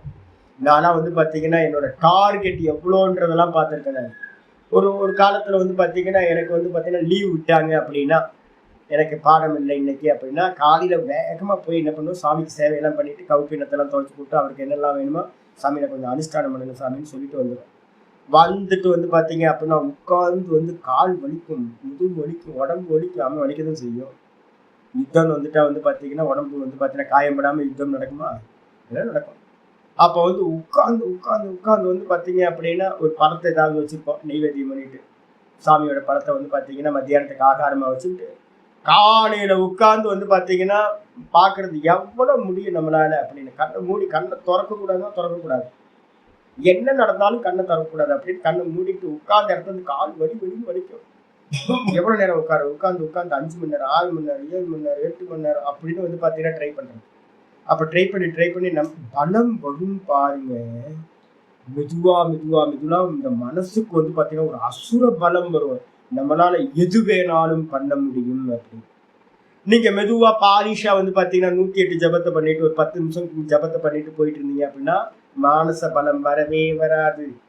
அப்போ 300 ஜபத்தை ஜெயிச்சதுக்கு பிறகு அப்போ நம்மளால 300 ஜபம் முடியுமே, 500 ஜபத்தை அப்போ 500 ஜபம் ஈஸியா முடியுதா நம்மளால? 4 நாள் பண்ணதுக்கு பிறகு சகஜமாயிடும். அதுக்கப்புறம் 1000 ஜபம் முடியுமா?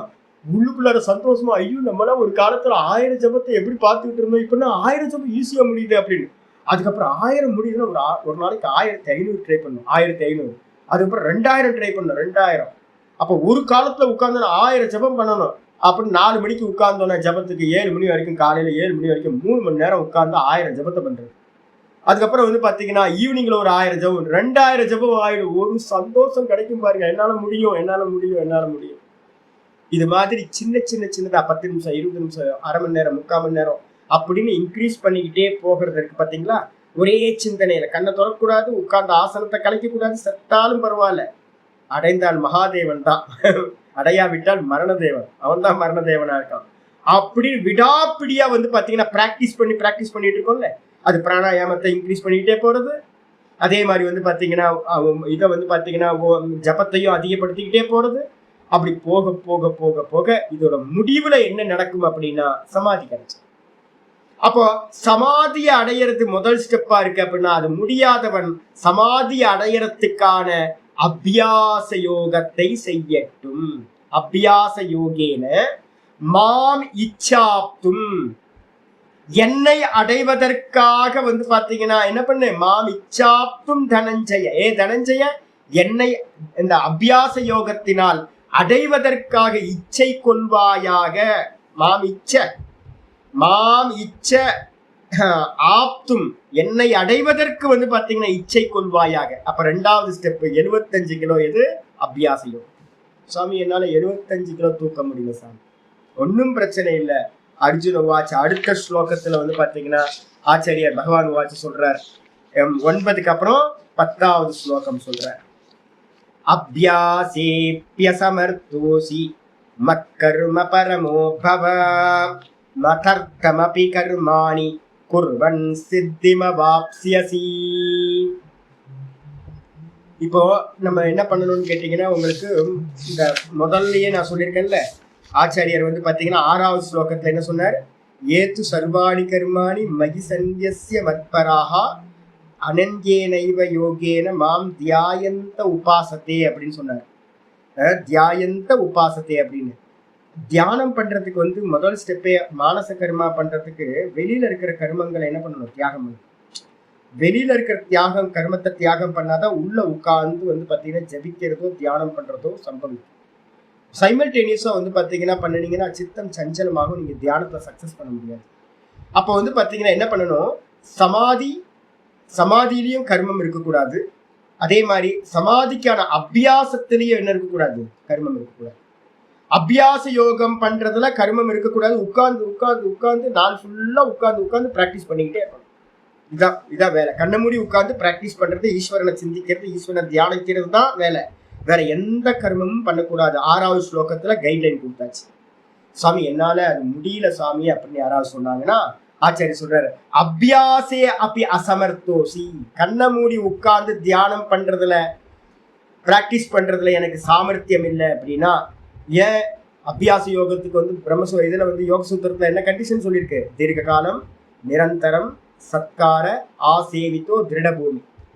தீர்க்க காலம் அபியாசம் பண்ணணும், நிரந்தரமா பண்ணணும், ஒரு நாள் விட்டு போகாம பண்ணணும். நேற்று ஒருத்தர் வந்தார் என்ன பாக்குறதுக்கு, நம்ம நல்ல ரொம்ப ஸ்ரத்தா உள்ளவர், ஜெயக்குமார்னு ஒருத்தர் இருக்கார் சென்னையில், ரொம்ப நல்லா புரிஞ்சுக்கிறாரு, எல்லாம் பண்றாரு.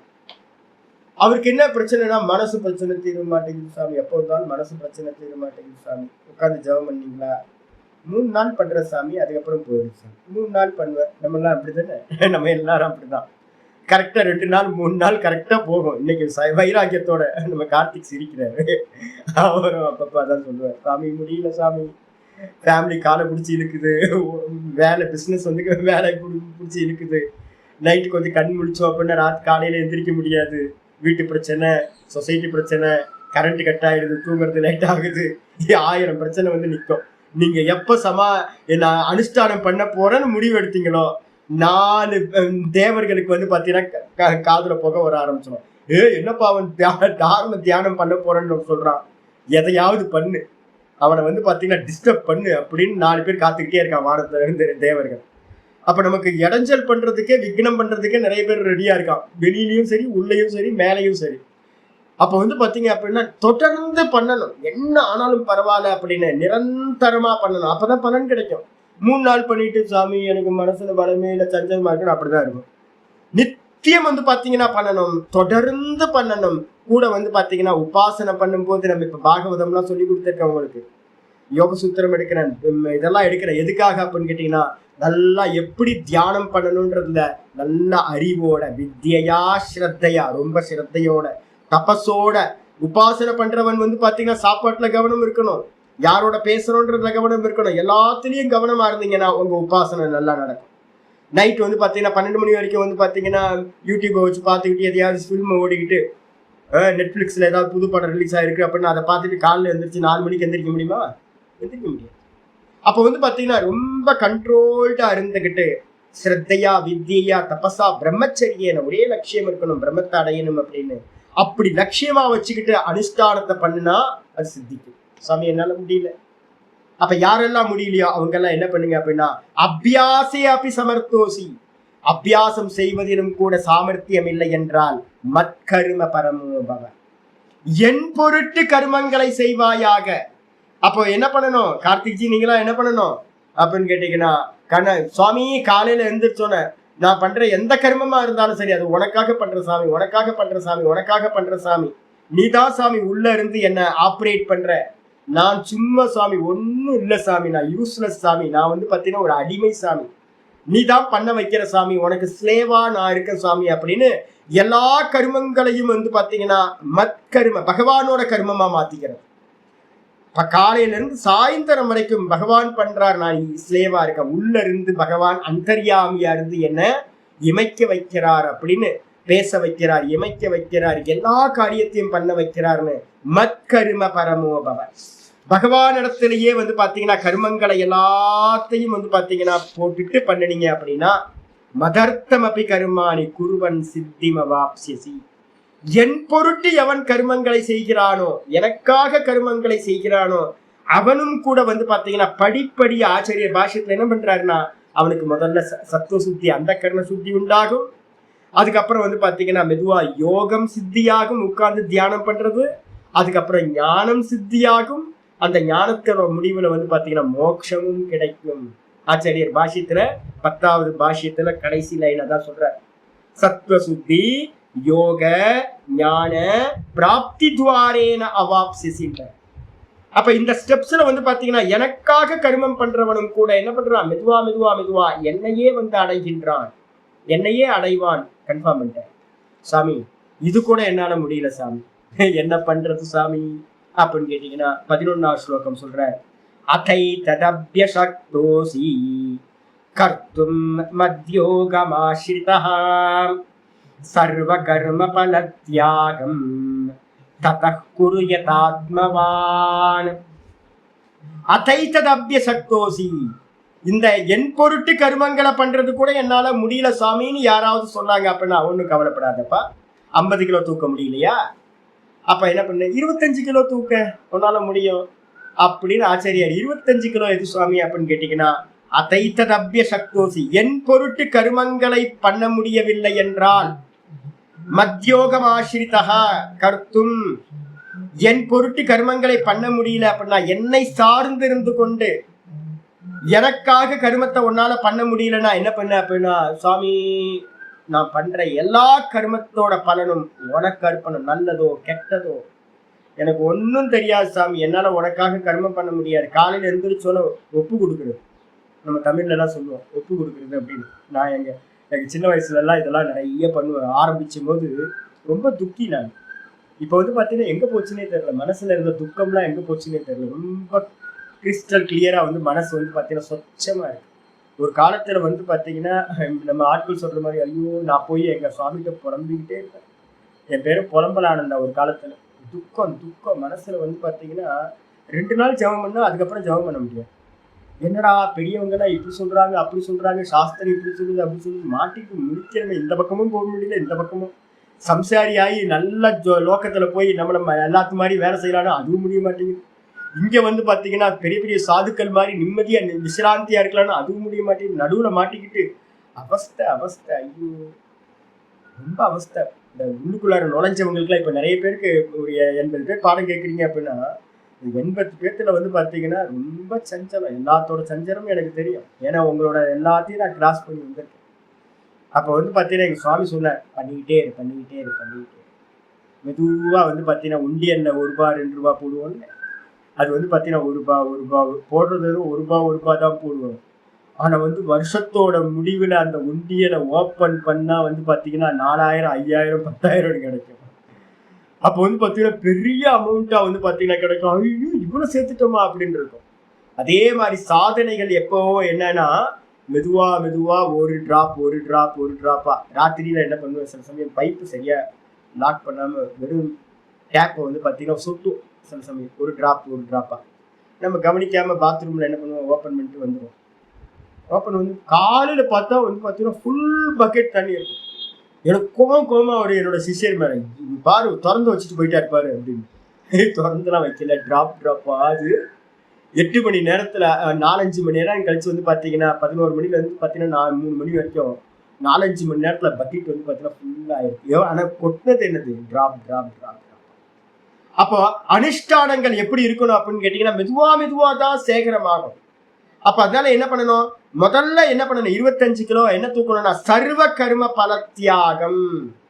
எல்லா கர்மத்துக்கும் வந்து பாத்தீங்கன்னா பிராக்டிஸ் பண்ண ஆரம்பிச்சிடணும். காலையில எழுந்திரிச்சோம், சுவாமி இன்னைக்கு ஃபுல்லா நான் என்னெல்லாம் பண்றேனோ அந்த கர்மத்தோட பலன் நல்லதோ கெட்டதோ எது வந்தாலும் லாபமோ நஷ்டமோ உனக்கு சமர்ப்பணம் சுவாமி. அதுக்கப்புறம் வீட்டுல வந்து பாத்தீங்கன்னா ஒய்ஃப் வந்து ஒரு காஃபி கொடுக்குறாங்க, இந்த கர்மத்தோட பலன் வந்து பாத்தீங்கன்னா எனதோட இல்ல சாமி, உள்ள இருக்கிறது வந்து பாத்தீங்கன்னா நல்ல காஃபியோ கெட்ட காஃபியோ உள்ள இருந்து நீதான் சாமி குடிக்கிற, இதெல்லாம் உனக்கு சமர்ப்பணம் சாமி அப்படின்னு காஃபி குடிச்சுக்கிறது. அதுக்கப்புறம் வெளியில போறோம், 4 பேர் திட்டுறான், ஏன் கண்ணுல உனக்கு பார்த்து வர மாட்டேன் சுவாமி, இது உனக்கே சமர்ப்பணம், என்ன திட்டுறான் உனக்கே சமர்ப்பணம். ஆபீஸ் போனதுக்கு பிறகு வந்து பாத்தீங்கன்னா ஒருத்தர் சொல்ற, சூப்பரா பண்ணிட்டு இருந்துச்சு, நேற்று ஒர்க்குலாம் நல்ல ஒர்க்கா இருந்துச்சு சுவாமி, எனக்கு தெரியாது, அது உனக்கே சமர்ப்பணம். நல்ல இன்சென்டிவ் வந்திருக்கு, ஒரு லாபம் வந்திருக்கு சுவாமி, இது உனக்கு சமர்ப்பணம். ஏதாவது நஷ்டம் ஆகி போச்சு சாமி, இது உனக்கு சமர்ப்பணம். அப்ப எந்த காரியம் வந்தாலும் நல்ல ஒரு ஃபுட்டு சூப்பரா பண்ணியிருக்காங்களே ஃபுட்டு, மத்தியானம் சாப்பிடும் போதே சுவாமி இது உனக்கு சமர்ப்பணம். அப்ப எது வந்தாலும் சாமி, ஒரு நல்ல தலைவலி வந்திருக்கு சாமி, இந்த தலைவலி உனக்கு சமர்ப்பணம். நல்ல பல்வலி சாமி உனக்கு சமர்ப்பணம். அப்ப எது வந்தாலும் வந்து பாத்தீங்கன்னா சாமிக்கு சமர்ப்பணம் அப்படின்னு எஸ்எம்எஸ் வந்து பாத்தீங்கன்னா தட்டிக்கிட்டே இருக்கணும். முடியுமா சாமி அப்படின்னா இந்த ஐயோ காலையில ஒருத்தர் ஆள் இப்போ வந்து பாத்தீங்கன்னா ஒரு ஆள் வந்து இப்பதான் ரொம்ப நாள் கழிச்சு கனெக்ஷன்ல வந்தார். காலையில இருந்து 4 மெசேஜ் போடுறாருங்க. 4 மணிக்கு 4 மெசேஜ் போடுறாரு. வேற வேற பொழப்பு இல்லையா அவருக்கு. காலையில ஃபேஸ்புக்கையும் வாட்ஸ்அப்பையும் திறந்து வச்சுக்கிட்டு வந்து பாத்தீங்க அப்படின்னா good morning, good evening, good night, என்ன சாப்பிட்டீங்க, என்ன பண்ணீங்க, நான் கோயில் பக்கத்துல இருக்கேன், இந்த கோயில் பக்கத்துல இருக்கேன், எல்லாம் பைத்தியங்களா அலையுது. ரோடு ஃபுல்லா பைத்தியங்கள். ரோட்ல வந்து பாத்தீங்கன்னா நின்றுட்டு அண்ணா அருணாச்சலேஸ்வரரோட கோபுரத்தை வந்து பாத்தீங்கன்னா போட்டோ எடுத்து அப்லோட் பண்ணிட்டு இருக்குங்க ஃபேஸ்புக்லயும் இதுலயும் இன்ஸ்டாகிராம்லயும். அப்ப அது பண்ண முடியும் அப்படின்னா எங்கெங்க நின்றுக்கிட்டும் வந்து பாத்தீங்கன்னா அப்லோட் பண்ணிட்டு நான் இங்க இருக்கேன் அங்க இருக்கேன்னு தகவல் சொல்ல முடியுது அப்படின்னா பகவானுக்கு வந்து பாத்தீங்கன்னா பண்ண முடியாதா? கண்டிப்பா பண்ண முடியும். ஒரு நல்லா வந்து பாத்தீங்கன்னா ஒரு அவேர்னஸ் வந்துடுச்சு அப்படின்னா எல்லாத்துக்கும் வெளியிலயா பண்றது, வெளியில இல்ல உள்ளதேனும் நடக்குது. அப்ப சதா காலமும் வந்து பாத்தீங்கன்னா பகவானே இன்னைக்கு நல்லா கிளாஸ் போச்சு, எனக்கு நல்லா புரியுது, பகவானுக்கு அர்ப்பணம். நான் என்ன சொல்லுவேன், சாமி நான் வரும்போது என்ன பண்ணிட்டு வரேன் தெரியுங்களா, சாமி நீ பேசு சாமி அப்படின்னு தான் வரேன். யாரு பேச போறா? உள்ள இருக்கிற அந்தரியாமி பேசு சாமி, நான் பேசல, பரமஹம்சானந்தா பேசல சாமி, பரமஹம்சானந்தா ஒன்றும் பண்ண முடியாது சாமி. இப்ப நான் என்ன பண்ணிட்டு இருக்கேன், கிளாஸ் ஆரம்பிக்கும் போதே கர்மப்பல தியாகம் கடைசியில பண்றேன், கர்ம ஆரம்பிக்கும் போதே என்ன பண்றேன், நீ பண்ணு சாமி, உனக்காக தான் சாமி பாடம் படிச்சு கொடுக்குறேன், உன்னதான் சாமி நான் அடையணும், உனக்காக கர்மம் பண்ற சாமி, நான் பண்ணல சாமி, நான் ஸ்லேவ் சாமி, இன்ஸ்ட்ருமெண்ட் சாமி அப்படின்னு பாவிச்சுக்கிட்டே வந்து எல்லாத்தோட கர்ம பலன்களையும் பகவானுக்கே தியாகம் பண்றது. அப்போ யாருக்கெல்லாம் தன்னை வந்து இன்ஸ்ட்ருமெண்ட்னு நினைச்சுக்கிட்டு பகவானுக்காக கர்மம் பண்ண முடியலையோ அவங்களெல்லாம் வந்து பாத்தீங்கன்னா பகவானுக்காக எல்லா கர்ம பலன்களையும் தியாகம் செய்ய வேண்டும். இந்த உலகத்திலேயே எனக்கு தெரிஞ்சு பரிசுத்தப்படுத்துது, எனக்கு இந்த டெக்னிக் வந்து பாத்தீங்கன்னா முன்னாடியோட இப்ப தீவிரமா பண்றேன். இருக்கிறதுலயே வந்து பாத்தீங்கன்னா சொச்சம் பண்ணக்கூடியது உங்களோட மனசை எது அப்படின்னு கேட்டா அந்த கர்மப்பல தியாகத்தை மட்டும் கொஞ்சம் பண்ண ஆரம்பிச்சீங்கனாலும் நீங்க பிரத்யட்சமா டெய்லி டே டு லைஃப்ல பார்க்க ஆரம்பிச்சு. ஏதோ வந்து பாத்தீங்கன்னா மேஜிக்லாம் இல்லை, இது இருக்கிறது எனக்கு கேட்டீங்கன்னா ஒரு ஆள் ஒரு ஜென்மத்துல இந்த கர்ம பல தியாகத்தை பண்றதுக்கு வந்து பாத்தீங்கன்னா சித்தம் ஆயிடுச்சு அப்படின்னா போயிடுச்சு, முடிஞ்சு போச்சுங்க. அவனோட பிறவி வந்து அவ்வளவுதான், டக்கு டக்குன்னு முடிஞ்சு. இனிமே கவலையே பட வேணாம் அவனுக்கு. அதனால கர்ம பல தியாகம் தத குரு யதாத்மவான். அதனால வந்து நீ என்ன பண்ண, என் பொருட்டு கர்மத்தை பண்ண முடியலனா எல்லா கர்மத்தோட பலன்களையும் எனக்கு சமர்ப்பணம் செய்வாயாக. எப்படி பண்றது? ஈஸியா முயற்சி பண்ணணும். யதாத்மவான் அப்படின்னா நல்லா எத்தனம் செய்பவனாக இருந்து கொண்டு முயற்சி பண்றவனா இருந்துகிட்டு எஃபோர்ட் போடணும், அவேர்னஸ் கொண்டு வரணும். திரும்ப திரும்ப திரும்ப ஈஸ்வரனுக்கு அர்ப்பணம். எதை வேணா பண்ணுங்க, சாராயத்தை கூட குடிங்க. இதுக்கு பலனுக்கு வந்து பாத்தீங்கன்னா வீக்னஸா இருக்கு சாமி, எனக்கு வந்து பாத்தீங்கன்னா ட்ரிங்க்ஸ் பண்ணாம இருக்க முடியல, இது சாமிக்கு அர்ப்பணம். இது சாமிக்கு அர்ப்பணம். நல்லதோ கெட்டதோ எந்த காரியம் பண்ணினாலும் எனக்கும் இதுக்கு சம்பந்தம் இல்லை, இது இந்த பலன்கள் எல்லாம் சுவாமிக்கு அர்ப்பணம் அப்படின்னு பண்றத பிராக்டிஸ்ல கொண்டு வர. 25 கிலோ தூக்கிறத சொல்லியாச்சு. அப்ப கீழே இருந்து மேல போலாம், மேல இருந்து கீழே வரலாம். நம்ம லட்சியம் வந்து சமாதி பண்றது, அது முடியலன்னா அபியாசம் பண்றது, அது முடியலன்னா பகவானுக்கான கர்மத்தை பண்றது, அது முடியலன்னா கர்ம பல தியாகம் பண்றது.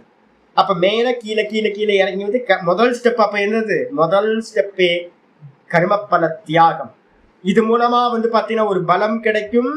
அந்த கர்ம சுத்தி மெதுவா வந்து நான் பண்ணல பகவான் பண்றார் அப்படின்னு பகவானுக்காக கர்மம் பண்றது நடக்கும்.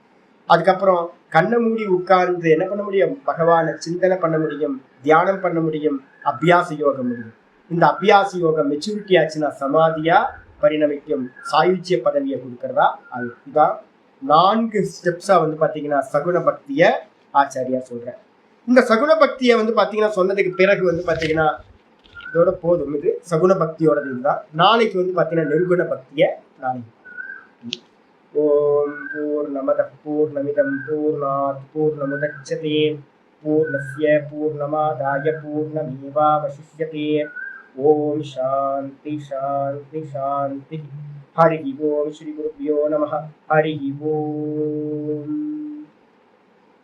நாராயண நாராயண நாராயண. நித்தியம் வந்து பாத்தீங்கன்னா உபாசனை வச்சுக்கோங்க.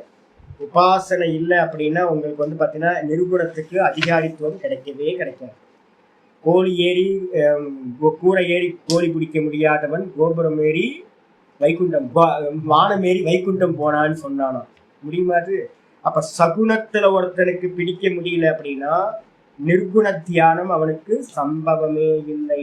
அதனால்தான் பெரியவங்க இங்க வந்து சனாதன தர்மத்துல பக்திக்கு இவ்வளோ முக்கியத்துவம் கொடுத்தது எதுக்கு அப்படின்னா கர்ம பல தியாகம், அதுக்கப்புறம் பகவானுக்காகவே மத்கர்ம பரமோபவா, அதுக்கப்புறம் அபியாசம், அதுக்கப்புறம் சமாதி.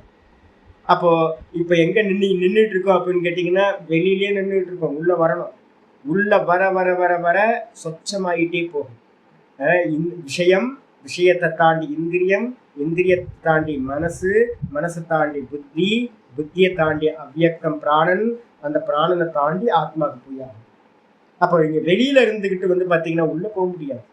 அதனால வந்து யாரா இருந்தாலும் நான் இப்போ வந்து உங்களுக்கு திரையோதசியில இருந்து பாகவதத்தை வந்து பாத்தீங்கன்னா நான் போடுறேன், கிளாஸ் எடுக்கல, நான் அப்லோட் பண்றோம். அதை வந்து பார்த்து கீதையில இதுல பாகவதத்துல உத்தவருக்கு வந்து பாத்தீங்கன்னா கிருஷ்ண பரமாத்மா பக்தினா என்ன பண்ணணும்னு சொல்றாரு, ரொம்ப தெளிவா சொல்லுவார். அதனால அதை கேட்டு அபியாசத்தை ஆரம்பிச்சேன். வேற எதுவும் அபியாசம் இல்லை, 2 தான். உத்தவருக்கு சொல்றது என்ன பண்றாரு அப்படின்னு கேட்டீங்கன்னா 10 ஓங்கார 10 பிராணாயாமத்தை பண்ணுங்க. அதுக்கப்புறம் தீர்க்கமா வந்து பாத்தீங்க அப்படின்னா ஓங்காரத்தை தீர்க்கமா உச்சரிங்க, மணியோட நாதம் மாதிரி. அதுக்கப்புறம் வந்து பாத்தீங்கன்னா நல்லா உச்சரிச்சதுக்கு பிறகு சுவாமியோட விக்கிரகத்தை வந்து பாத்தீங்கன்னா அப்படியே மனசுக்குள்ளார கொண்டு வந்து தியானம். இவ்வளவுதான், வேற எதுவுமே இல்லை. அப்ப நித்தியம் வந்து பாத்தீங்கன்னா 10 பிராணாயாமத்தை காலையில சாயந்தரம் மத்தியானம் அபியாசத்துக்கு வந்துடும். அதுக்கப்புறம் வந்து பாத்தீங்கன்னா ஓங்காரத்தை சேன் பண்ண ஆரம்பிச்சிடணும். உள்ள கண்ணை மூடி ஸ்தூலமா முதல்ல சொல்லுங்க, அதுக்கப்புறம் சூக்ஷ்மமா சொல்லுங்க மனசுல. அப்ப இதை சொல்லிக்கிட்டு வந்து பாத்தீங்கன்னா ஈஸ்வரன் ஒரு ரூபத்தை முன்னாடி வச்சுக்கணும், காப்பி பேஸ்ட் பண்ணணும்.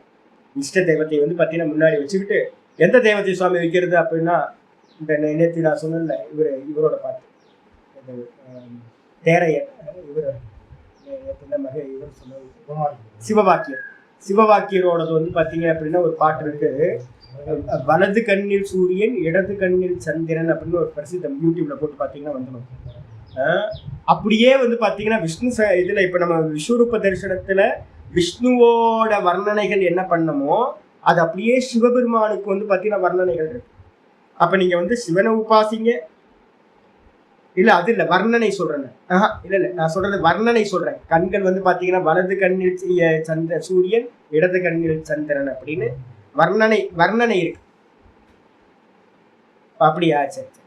அப்ப வந்து பாத்தீங்கன்னா ஆமா எல்லா தேவதைக்குமே அப்படி இருக்கு. கணபதி புராணத்தை எடுத்துக்கிட்டீங்கன்னா கணபதியை வந்து பாத்தீங்கன்னா பூர்ண ரூபமா விஸ்வரூபமா சொல்லும்.